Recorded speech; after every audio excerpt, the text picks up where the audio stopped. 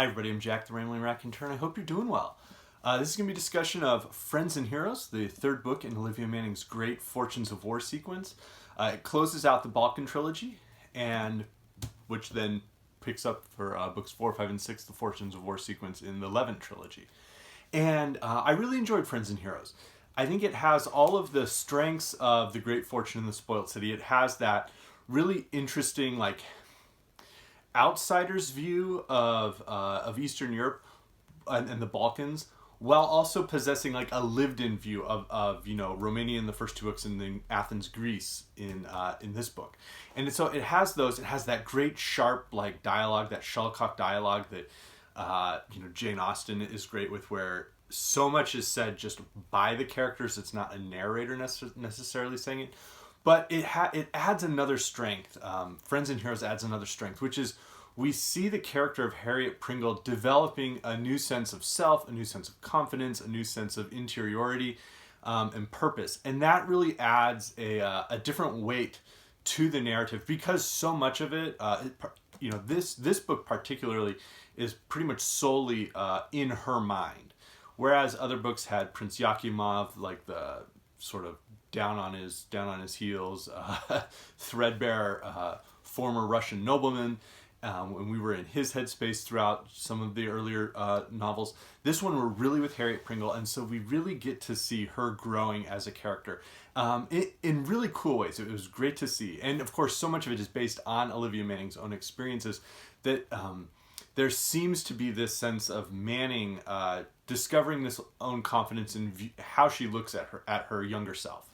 And just as an example of that, to kind of show, this is Harriet, remembered when she had wanted him, her husband Guy, to take over her life. That phase did not last long. She had soon decided that Guy might be better read and better informed, but so far as life was concerned, her own judgment served her better than his.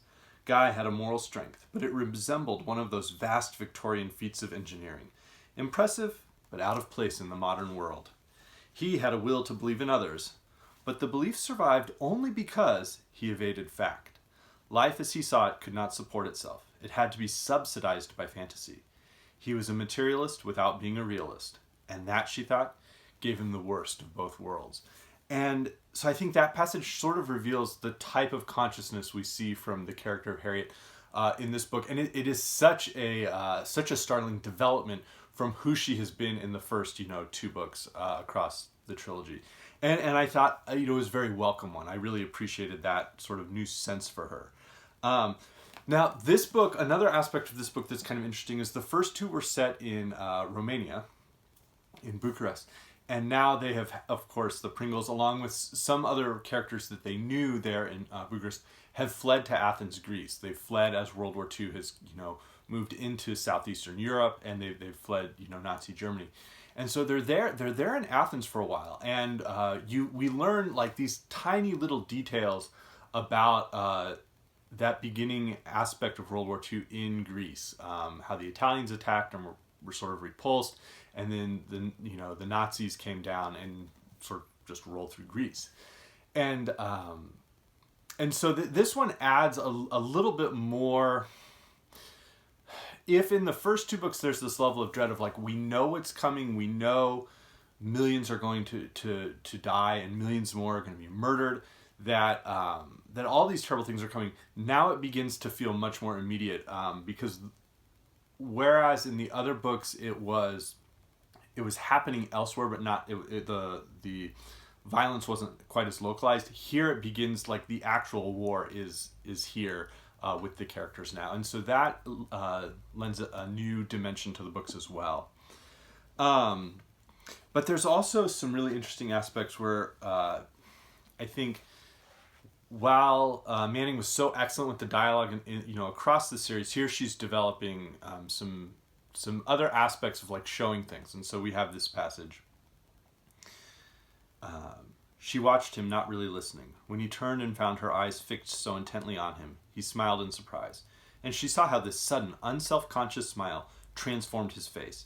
As they looked at each other, a voice said, "Love me." Harriet did not know whether he had spoken or whether the words had formed themselves in her mind. But there they were, hanging on the air between them, and conscious of them, they were moved and disquieted. She said, "I must get back. I'm seeing Alan Fruin at 5. I must go too."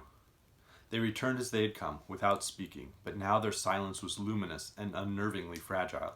A sentence could corroborate their expectations, if it were the right sentence. Neither would take the risk of speaking. Anyway, not then, not at that moment.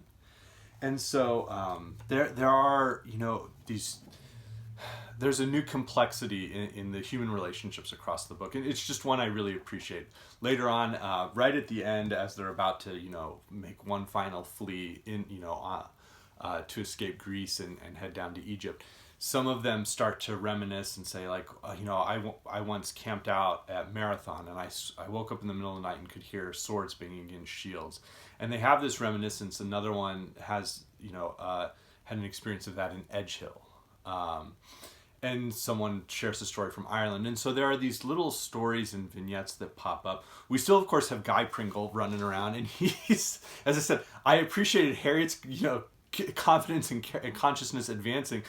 There was a sentence that said at one point, Guy replied, and it had some dialogue. And I put the book down and told my wife, this is why this guy is graded on me. He's a reply guy, which is that sense of he's just always kind of like ignoring what other people are saying and saying, but actually, or well, here's what we're going to do, or just totally, oblivious to certain things. And it was good to see Harriet recognize those aspects and start to make decisions outside of that. So I really enjoyed this sequence. I really enjoyed this series. I think I'm actually going to lend this book to a family member who would appreciate it. It's 924 pages in total. So this has been a really fun series to read. I do look forward to reading the final 3 books, the Levant Trilogy, in 2021. So I'm looking forward to that.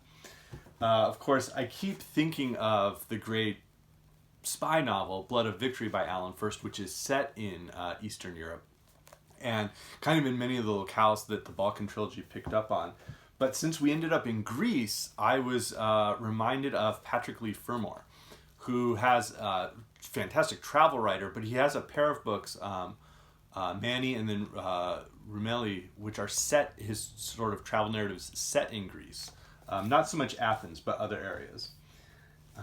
Another writer that I was reminded of, and I don't know why it took me so long, and maybe it was really a relationship to the character of Prince Yakimov across the trilogy, the disgraced White Russian. I should say not disgraced, like fallen down on his luck White Russian.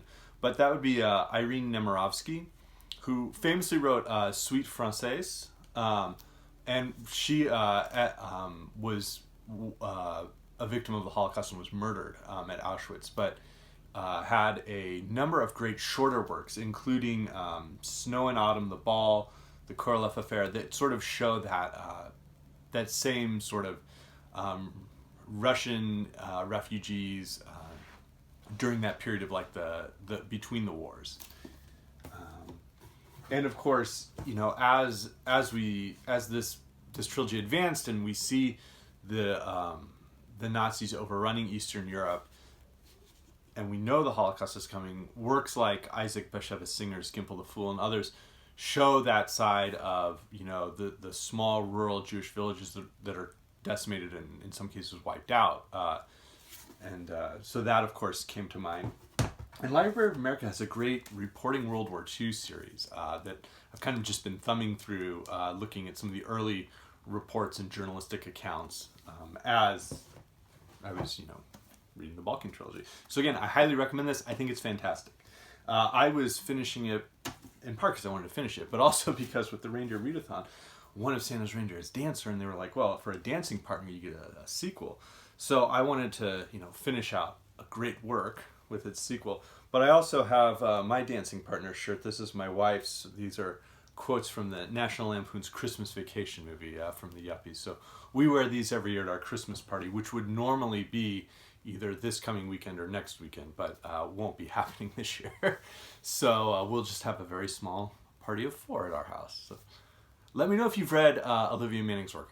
I've really enjoyed it. I'm excited for the Levant Trilogy. So let me know if you've read that. Thanks, everybody.